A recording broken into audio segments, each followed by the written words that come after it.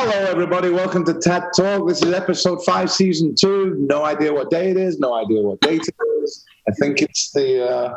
actually, I don't even know what date it is. The 15th? 15th. All right. May the 15th, halfway through the month. Welcome to Tat Talk. This is going to be another great one. We've had a great first week, and next week's going to be good. By the way, on Monday, we have the father-son team of Harry and Rob Lineker. Notice that I put Harry before Rob, but we'll get more into that on Monday. So that's next week. But today we've got two wonderful guests, and this is going to be great. First of all, joining us from Miami, and fantastic jazz vocal performer. Welcome to the show, Julia Vari. Hi, Julia. Hi, thank you. So happy to be here. How are you doing? I'm okay. We're doing okay. I need to introduce a member of my family. This is Newton. What's his name? His name is Newton. Say that again. Newton, as in Isaac. As in Fig Newton. Yes. Nice. Yes. So Newton. We're doing okay. Good. Looks like a dog I had called Peanut. It's a bit bigger. And also joining us from Paris in France. Welcome to the show, Camille Mesnard. Yay! How are you?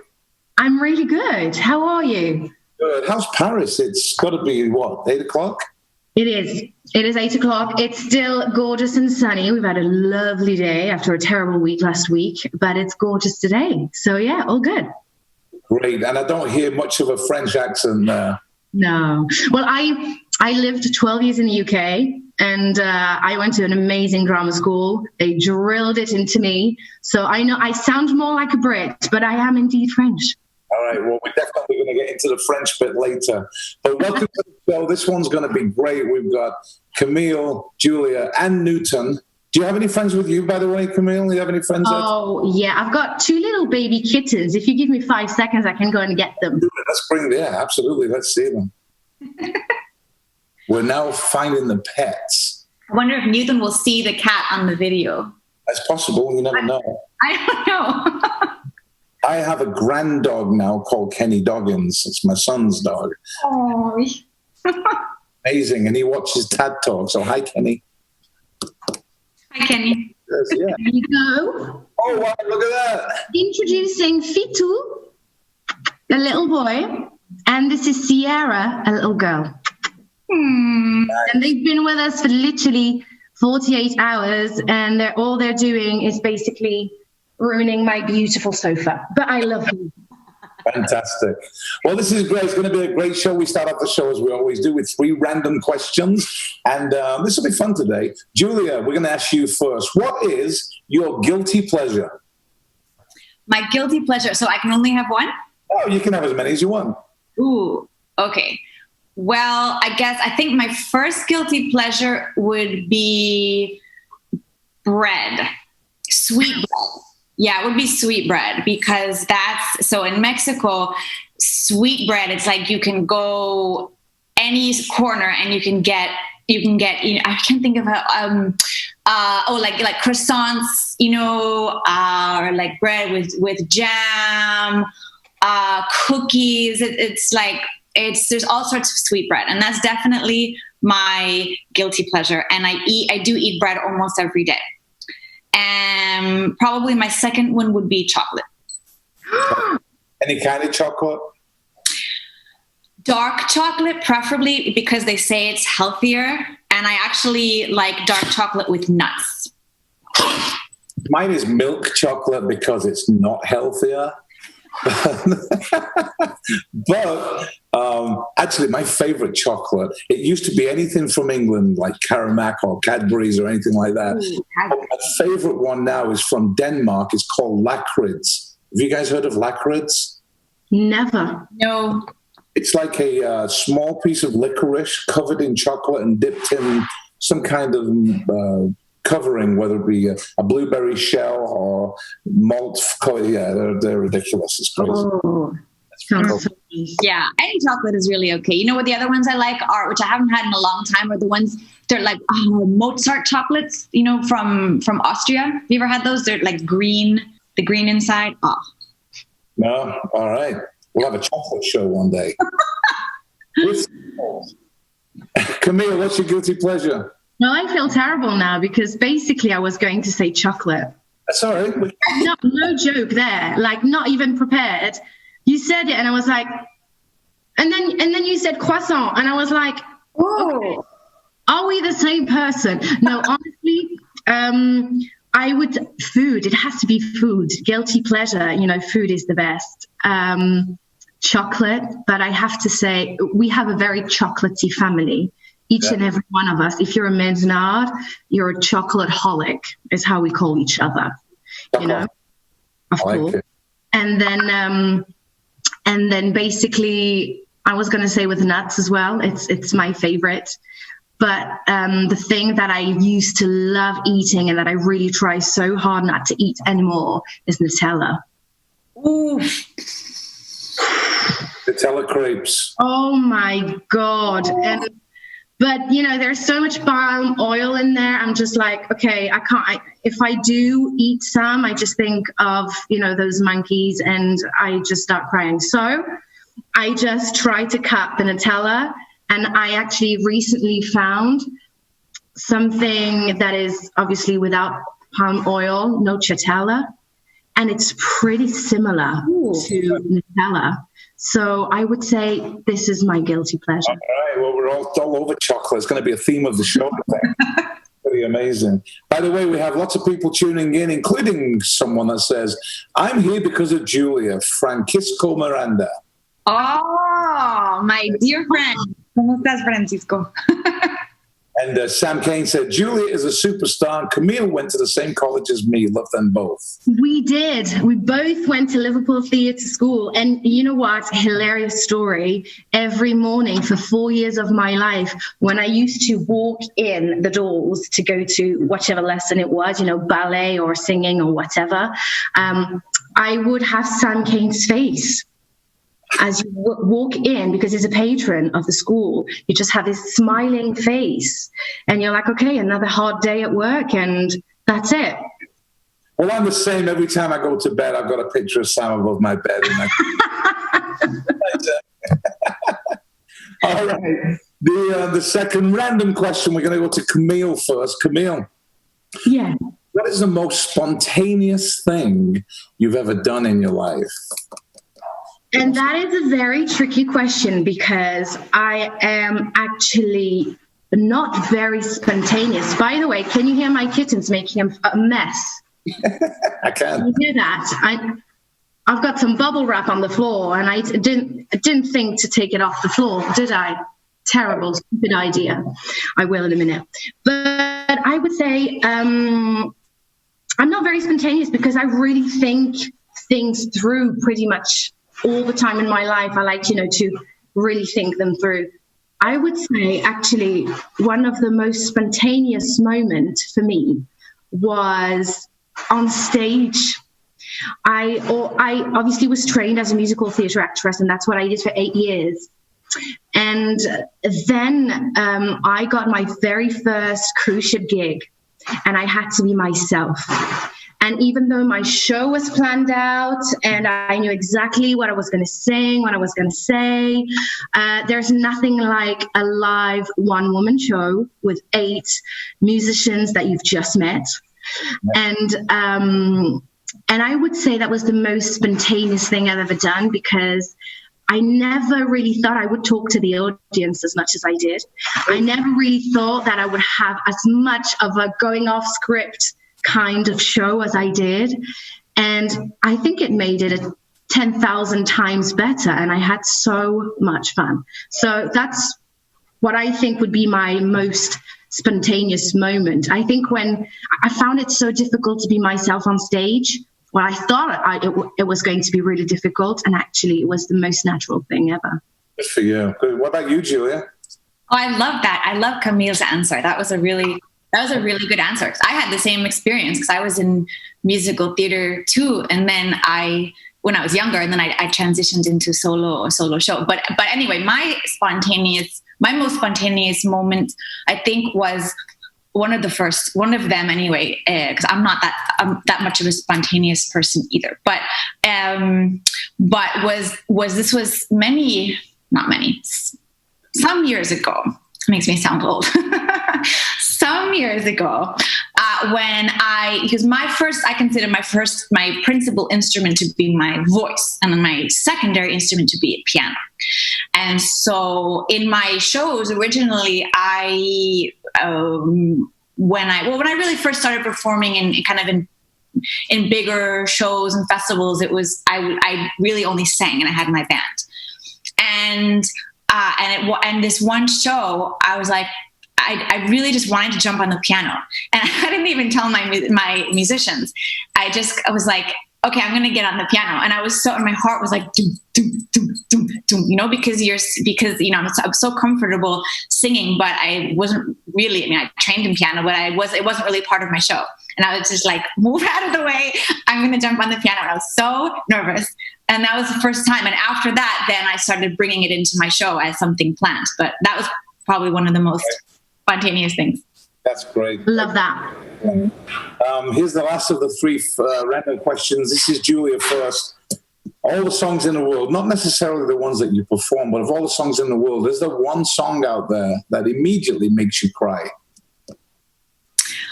So, yeah, that's a difficult question for me, because probably 80% of songs in the world make me cry.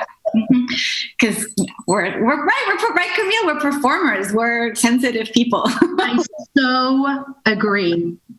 We cry. We just cry a lot. But you hate free music. So as long as you've got a great music and a great lyric, why not cry? Why not cry, right? But one song I could pick. For example, I could pick any Disney song. It would make me cry. But no, I think that if I had to pick one song, it would be Moon River.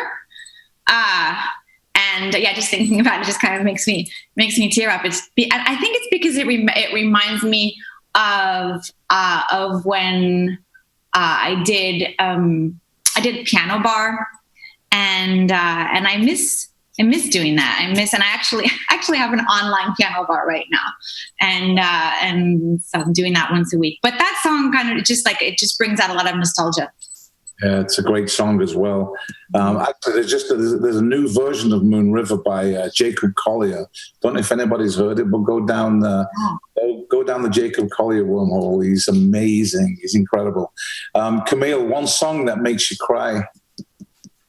Like said Julia, it's so difficult to pick one. There is one French artist that is called Linda Lemay. She's actually not French. She's Canadian, French Canadian. Okay. And she has. I would say she's a singer, but I would say she's a poet. Like, the songs are not always, with the best beats or whatever. But for me, the way she writes is so incredible that when I listen to her track, I have to sit down and read the lyrics with them and just be literally absorbed by what she says. And I cry usually all the time. But if I had to pick one song, it wouldn't actually be one of hers. I think it would be Imagine. Because, obviously the song is incredible, but the story behind it for me, when I grew up, I didn't speak English. I started to learn English when I was 18. And so I was always fascinated by so many American and English artists, English-speaking artists, but I couldn't understand what they were talking about. Never, ever. And for me, it's needed to understand what you're talking about in order to feel the emotion behind it. And so my dad, with his terribly average English, from a young age became my translator. And so that's when I realized that Britney Spears and the Spice Girls didn't have as meaningful lyrics as I thought they had, heartbreaking news. But there is one song that I asked him to translate that changed everything, and that was Imagine. I actually can still picture myself next to my, back then, very big CD player. Do you remember? They were huge like this.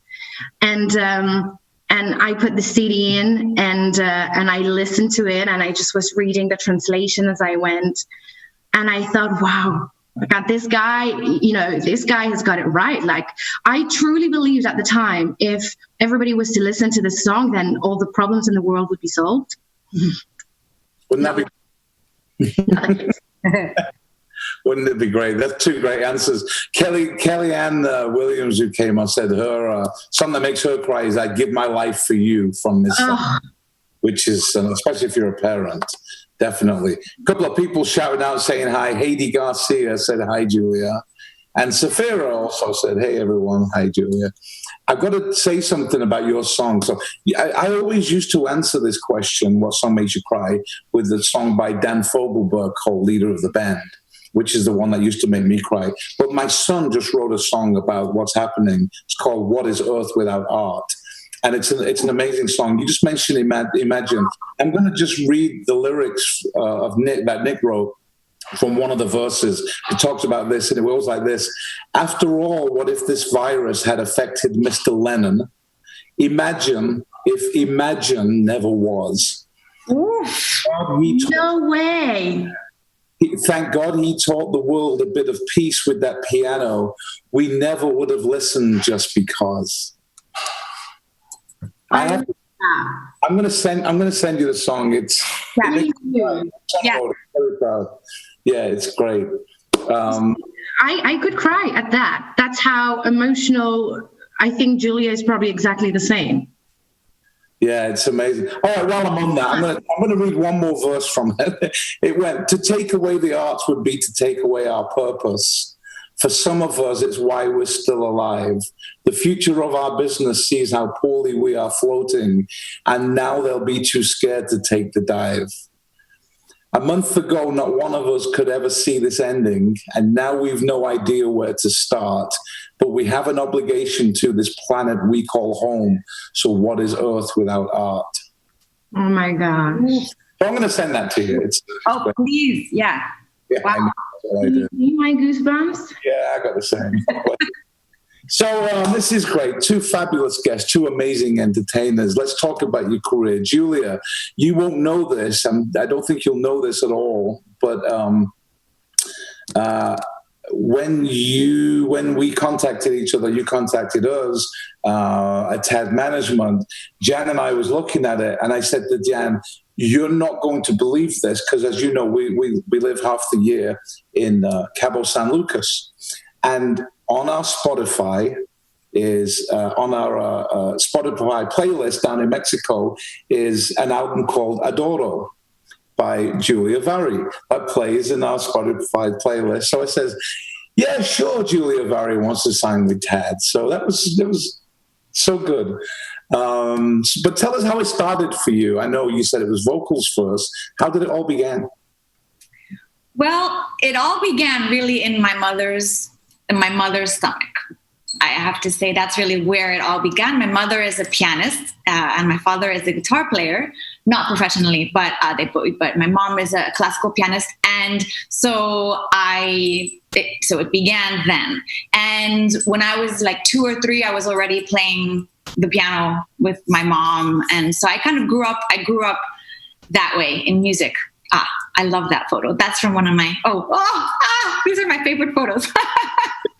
That one was from, let me just interrupt for a second. That was from one of my favorite shows in Culiacán in Mexico, in a beautiful theater. It was called Theater de Pablo Villavicencio Theater. It was one of my favorite shows ever. Where is that? With the red dress. That was in the El Salvador Jazz Festival in El Salvador. Anyway, yeah, I love those photos. It makes me want to get on stage now. Anyway, let me try to speed it up, because this could take a long time if you really want to know my, how it all began. But in any case, long story short, I grew up, in a musical world. I did musical theater. And I was in New York for a little bit doing musical theater, Mexico.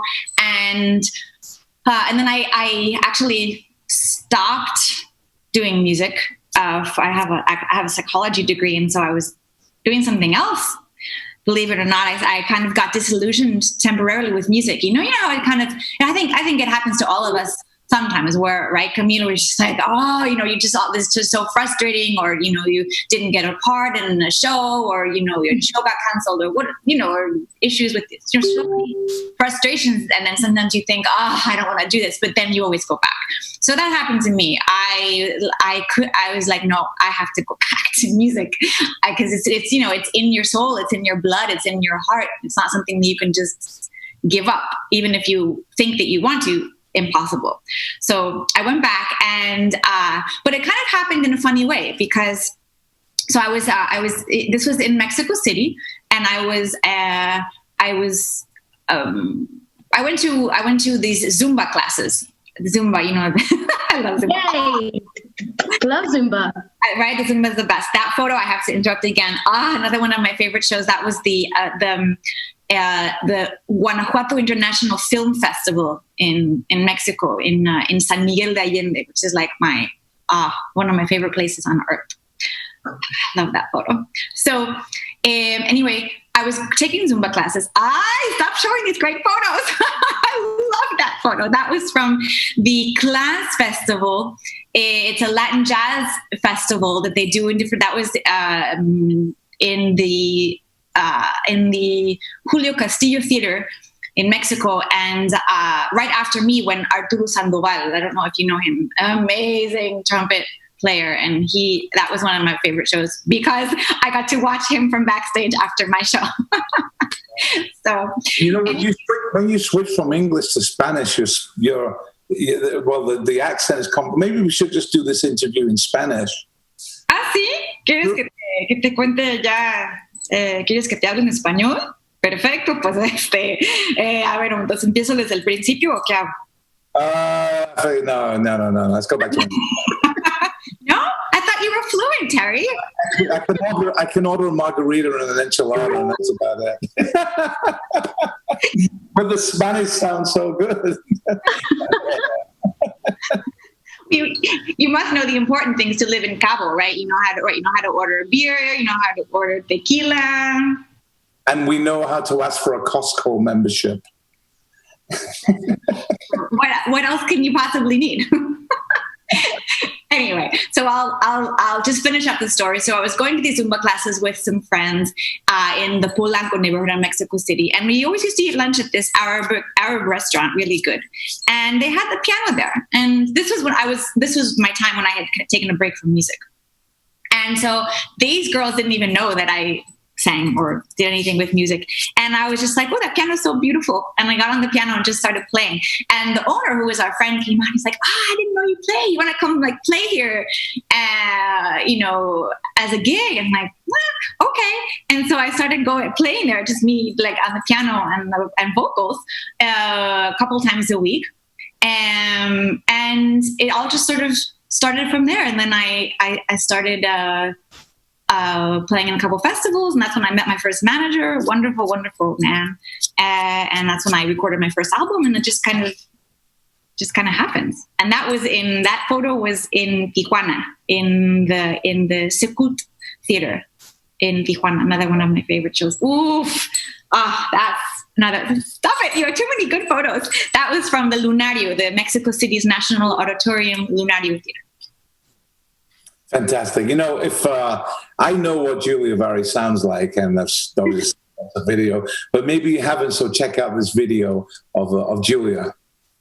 L'amour est enfant du bohémien, jamais, jamais connu de l'art. Si tu ne m'aimes pas, je t'aime. Si je t'aime, prends garde à toi.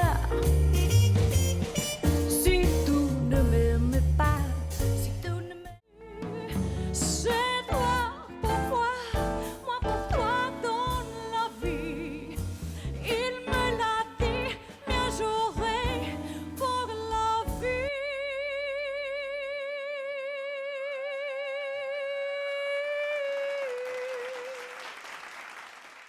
Para que tú al volver no encuentres nada extraño y sea como ayer y nunca más dejarnos.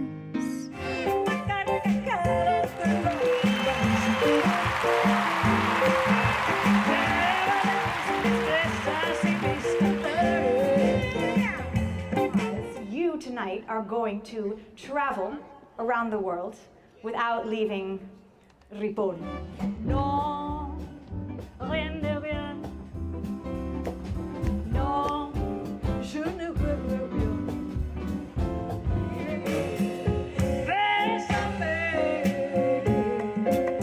bésame mucho.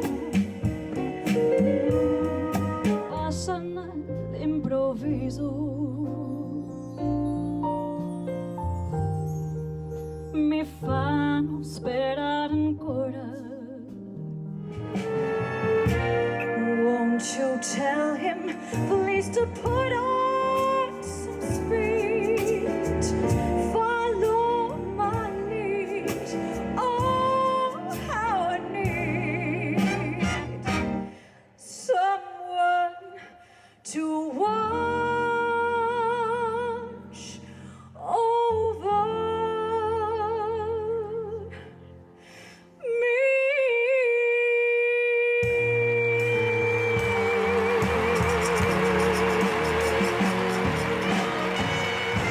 Thank you so much, everyone. Buenas noches. Thank you so much. Muchas gracias. So good, Julia. So good. I haven't seen you perform live yet. Yours has been limited to listening to you. And it's, for me, the album Adoro always got better from the first to the end. And I think it's because of the margarita consumption. While I was listening to the album, it just seemed to get better and better and better. That could be that reason. But it's fantastic. And if you guys are on Spotify or Apple Music, go down and check those albums out. They're fantastic. Julia, you're great. We've got some people. Sam actually just said, the world is a better place when we have live performance in our lives. Boy, we can't wait to get back. We can't wait about it. Francisco Miranda said, the first time I ever saw Julia's video was La Habanera, and I thought that she was French. So there you go. I told you your French was perfect. So talking about French, we have Camille here in Paris, and I think we should, because as you know, I'm very, very fluent in French, we should conduct our interview in French today. Let's do it. Ah bah c'est parfait. En français, ça m'arrange. Ce sera encore plus facile. Oui. So far, so good. Yeah, it was amazing. So, Camille, we have seen you live, and I have to tell you this because I use this all the time, and my wife and I say this all the time. Obviously, we represent a lot of acts, nearly 300 artists, so there's so many of them we don't see live, but we work really hard at trying to get a handle of it. So when we met you for the first time, you know when you go to a movie and it's hyped up, and then it doesn't live up to anything? Yours was the opposite. You weren't hyped down, but it wasn't like, oh, I can't wait to see Camille. And then you went on stage, and we were all blown away. Blown away. Absolutely fantastic. And we still talk about it now. We talk about it now. Don't judge a person by the video. Go and watch them. Go and watch them live. No, there is nothing like a live performance, that's for sure. It's so difficult to translate. Sometimes they're like, yeah, just don't do more than a minute and a half of your show. How can I tell you what my show is about in a minute and a half? It's so very difficult, isn't it? Yeah, and of course you are really two artists because you have your own show, which is magnificent, phenomenal singer, and you've got that French accent going to the English accent where you use all your T's until you say little, then it's little, not little. So I don't know what that is. But then you have the Edith Piaf show, which is just spectacular. Oh, thank you. But how did it start for you? I know there was the school in Liverpool where you couldn't get away from Sam Cane's face. But what about before that? How did it all start for you? Well, funnily enough, actually, it wasn't my mother, as of you, Julia, but it was my grandmother, who was a professional pianist player as well. I always was in a very musical family. There was always music in the background anyway. My grandma, she was basically like my mom. And every time I was at her, she would put me on the piano stool and I would, plod along and she'd play and I'd sing. And it was simply amazing. She had this massive CD collection and I listened to it all. There was everything from Edith Piaf to opera on this. And she made my musical education, basically. She died when I was 10, but to me, the imprint that she had on my life was huge, absolutely huge. And so I was always pretty good at school. And I was supposed to go, I was taking some singing lessons, but my dad thought that it was for fun from about 13. And it was with an amazing opera teacher and she was fabulous. And I love opera, but I knew that's not what I wanted to do. And I loved acting because, like I was saying before, for me, there's no way I can sing a song if I don't understand and act the lyrics through it. Just singing like that for me is not something that is interesting. I want to live something. I want to, offer something through a song. Tell a story. And so at 18, I had the equivalent of like my A-levels. That A-levels in the UK, it's baccalaureate in France. I don't know how it is in the States. But when I said to my dad, I want to sing, he said, well, first of all, you get your baccalaureate and then we'll see. So I did, I got it. And then I was meant to go to a vet school. I had managed to get in all the vet school things because I love animals, as you can see. And then about 6 months before to get in, I was like, okay, no, God, I mean, if I don't try it now, I'll never try it.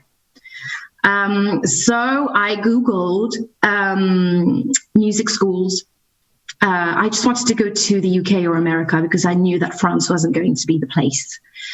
There's very many things that we're very good at, wine and food and stuff like that, but that's not the case about music.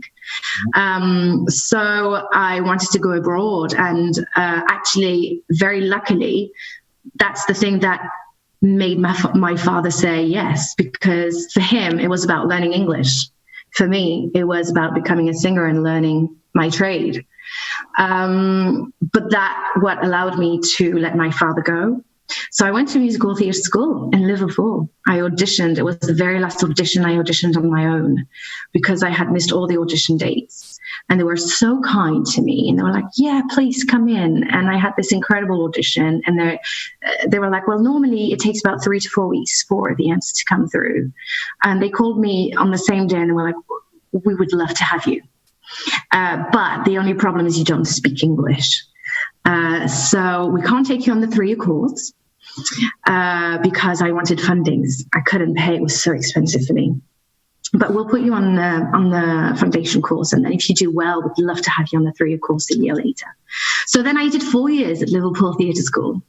So after a year, the big problem was to say to my dad, hey, I'm not coming back home to be a vet. I'm staying. I want to be a singer. And that was very difficult for him to take at first because in France, it's very difficult. You're not really, you can't earn money unless you're famous kind of thing, or at least that's what people think, Yeah. And so it was a very difficult thing to understand for my entire family. For a long time, they didn't understand. And then from then on, before I even graduated, I was very lucky. I auditioned for an English show called Over the Rainbow with Andrew Lloyd Webber. And I went down to the finals for that. So I was on TV on the BBC for a few weeks. And in fact, as you say that, I remember that. Let us show the viewers that performance because it was incredible. Check out this video of Over the Rainbow. The days grow long, and soon I'll hear old winter song. Eh bien, comme ma fée, ni le mal, tout ça m'est bien égal. Passion, poetry, and love. There is one amazing French lady that I have to mention, and that's Edith Piaf. Allez, venez, Milo, vous asseoir à ma table. Il fait si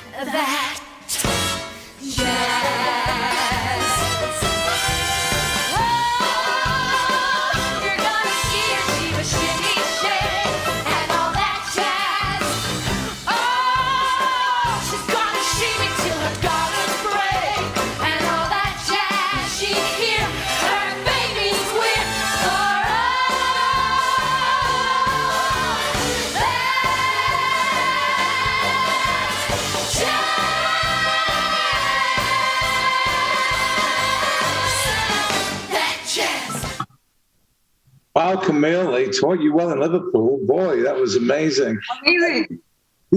Working with Andrew Lloyd Webber, one of the all-time greats, must have been. Did you get to spend any time with him? Yeah, we did. I mean, there was a lot of time practicing with the girls, of course, and we had the best singing teachers and dancing teachers. Like, honestly, they were just fabulous. It was all about putting, the show for the week after very quickly on its feet. So there wasn't many time with him, but actually, the time where we had the most time with him was still throughout the audition process. So we were not on TV yet, and we went to Dorothy Farm because they were looking for their Dorothy for the Wizard of Oz, and so we spent a week on this incredible farm. There were 50 girls, and we needed to go down to 20. And the 20 girls would go live on TV, and so then they cut everybody, and then I found out I was in the final 20, and that's when we had time with him. And so we each had like a 10-minute session with him, and he was just the sweetest man. And he obviously wanted to hear us sing. He was like, "Come on, show me who you are. Give me a little bit of yourself." He made me sing in French, of course, because I was the only non-British girl in the show. And then obviously we had to sing Over the Rainbow. That was the song. And I will forever remember, we had this incredible pianist, bless him, he was amazing. But I was one of the first girls to go through. And intro of the song, blah, blah, blah, intro of Over the Rainbow, I'm in it. I'm like, oh my God, I'm going to sing. It's just me and Andrew Lloyd Webber in a room and pianist. I'm going to sing Over the Rainbow to him. This is crazy. My heart was pounding. Remember, Julia, when you were talking about, going on the piano for the first time? My heart was pounding. I was like, oh my God, I better not, go wrong. And then literally hadn't even opened my mouth that Andrew says, no, don't play it like that. Just, more like, and then he starts to, and then he stopped him. He stopped the pianist 2 or 3 times.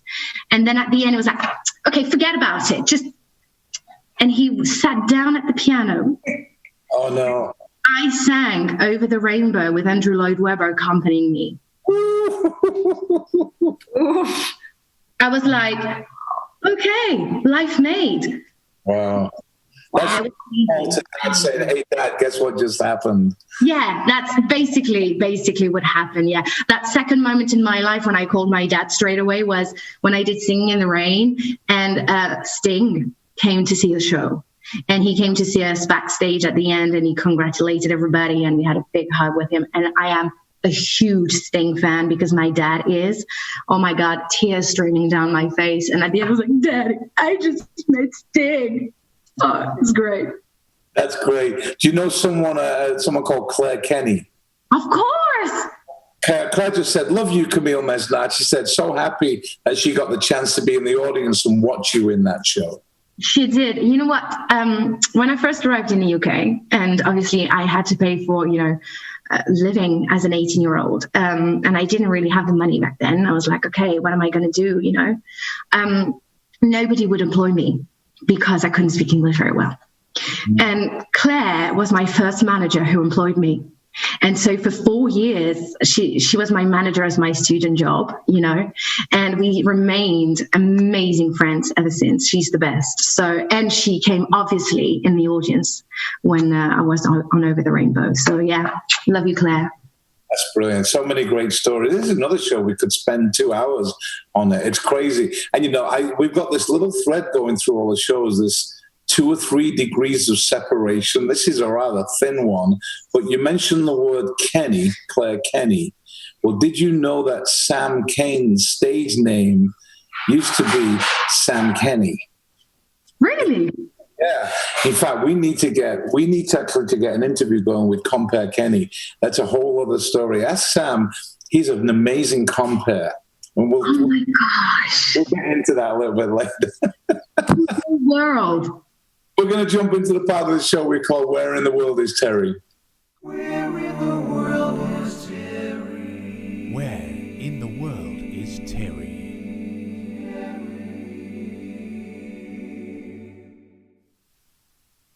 Compare Kenny, he's going to kill me.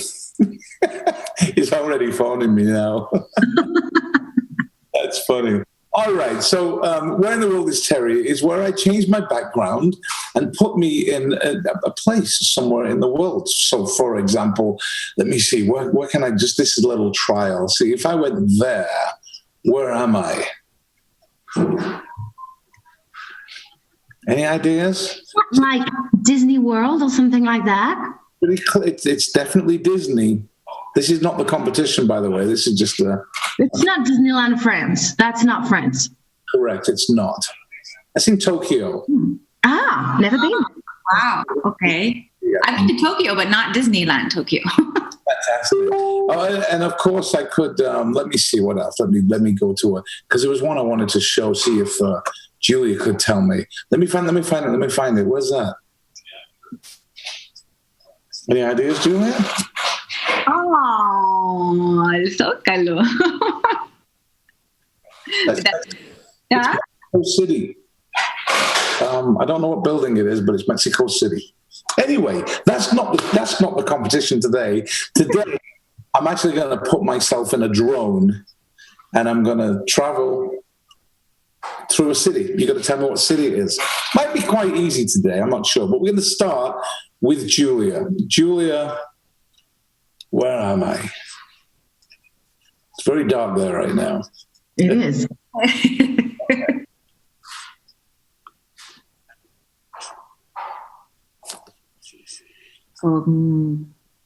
It will get easier, but look at some of the landmarks. I'm covering the main one with my head. Oh, that could have given it away. That last little look at it. Look at that.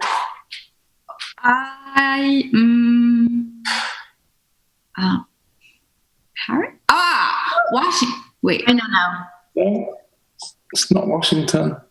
Look at that. Look at that view. Look at that in the background. Oh, Paris. Yes. Yeah. There's the Champs-Elysees. Yay! It's gorgeous. My hope. It's not easy at the beginning, though, is it? I know. I was kind of going back and forth. See, if let me just change it. There's Cabo. Here it is again. See, if that's how I started it. Now, if I'd have just moved away at the beginning and gone like that. Well, there you go. Yeah, you made it tricky. All right, so we're going to go with. This might be easy. So if it's easy, I'm going to give you another one, Camille. But where in the world am I? Oh, it's in London. It is London. So it's too easy. So, Well, I lived there for 12 years, so I know a little bit of it. Where in the world am I now? What? Somewhere in China? Or not at all? Where is that? Oh, that could give it away. No, I don't know. Are you in Tokyo? Tokyo. Yeah? Colorful Tokyo. Have you ever been to Tokyo? Never. I love Tokyo. The people there are just fabulous. That's it. Where in the world is Terry? That was a good. Hey, we're not bad. Yeah, I couldn't give you Paris. That was too easy. No, of course not. So we get to the part of the show where I ask the question I ask everybody. Love this question. This is the question for both of you. If you could spend the next 60 minutes with any two people, dead or alive, anywhere in the world, who would you like to spend the next hour with? Where would you go? And what would you talk about? I'm going to start with Camille.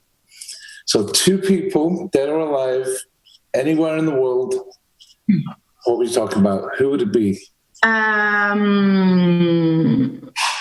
going to say my grandma. Definitely. For sure. Because she obviously never knew that I took that path. And I'm certain that she would be so proud. I mean, my entire family is. They're so supportive. They're so incredible. But I think my grandma, it would have hit a different spot, if you know what I mean. Yes. So it would be my grandma, where simply in her house, I mean, which used to be my granddad and my grandma's house, which obviously my granddad doesn't have anymore. But I would just go there because her sofa and I don't know, the environment was just so amazing. And what would I talk about? You know what, funnily enough, I think I'd talk about relationships, because my grandma was such an example for me of goodness and kindness. And she was just so good at being, she had no judgment for anyone. Like, I never heard her, have a bad word about anyone or, judging. She was just so good at seeing the positive in things. And especially in the world, in the world that we live in today, it's very easy, especially for us artists, to struggle a little bit. Sometimes we're so used to doing our shows and giving something to people and obviously receiving tons back. It's very difficult to just sit in the sofa and try to remain, calm sometimes. And I know that she would have been the first person that I would call. I'd be like, Grandma, you deal with everything. How would you deal? That's great. Great answer. Julia, what about you? 2 people, 1 place. Well, actually, so as Camille chose her grandma, I would choose my grandpa. I would choose my grandfather. If I could bring him back, he would be the first person. And I know where we would sit we would sit same as Camille, in his house. And it would be in his, he had a back room, and it always smelled because he smoked all day. He smoked cigars. And I just remember, one thing I remember about him is that he died at age 99. He was old, and his whole life, he smoked cigars all the time. He ate whatever he wanted. He drank, he let, but he was just I think we always say he lived so long because he just the way he viewed life, because he was just such a happy and good man. And my grandma, not that she wasn't happy or good, but she led a very different life. She was super health, always all vegetables, and she never smoked and never drank. And, she died of Alzheimer's in her 80s. And so, it's just kind of ironic, but in any case, what would I do? What would I say? We would sit in his room with smell like cigar. You could barely breathe, it was an overwhelming smell.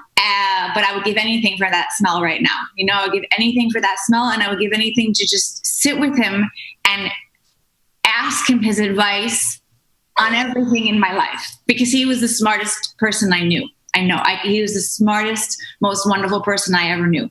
And I would ask him, I would be like, please, am I doing this right? What should I do about this? I would just ask him everything. That's yeah. Yeah, we need to get a concert with both grandparents and Julia and Camille doing a duet in French. Oh my God, for sure. This has been a great show. Tremendous. It's been great having you both on there. It's been so nice. I love this. This really made my day, made my week. I know you. Right?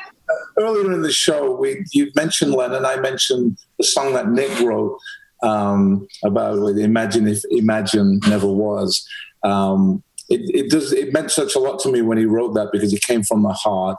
And he wrote it just as we got into it, and here we are 6, 8, 10 weeks into this thing, and gosh knows how long we'll be in it, but we will be in it, and we will be out of it at some point. So anyone in our industry, and we're all in this together, if you're in our industry, keep that faith, because the world does need art. Before we close the show, we're going to play some of Nick's single, and I think it's going to start from the Lennon bit. You'll see the video, you'll see the lyrics, enjoy the song, and we'll be back to say bye in a second. This is Earth Without Art. After all, what if this virus had affected Mr. Lennon? Imagine if imagine never was. Thank God he taught the world a bit of peace with that piano. We never would have listened just because. To take away the arts would be to take away our purpose. For some of us, it's why we're still alive.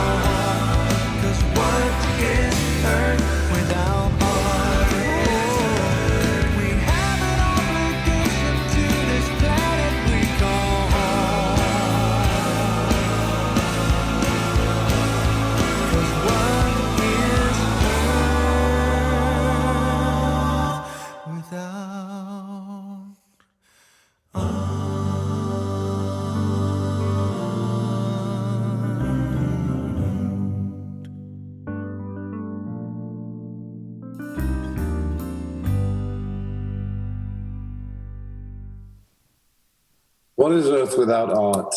Nothing. Yeah. Go down that wormhole and watch that too. What a great show, and what a great message to leave us all this week. It's been a great week of TAD Talk. It's been a great week because we're all alive and we're enjoying it. Enjoy the weekend. Thank you so much, Julia and Camille, for being on TAD Talk. For having me. It's been fabulous having both of you. Next week, don't forget to tune in.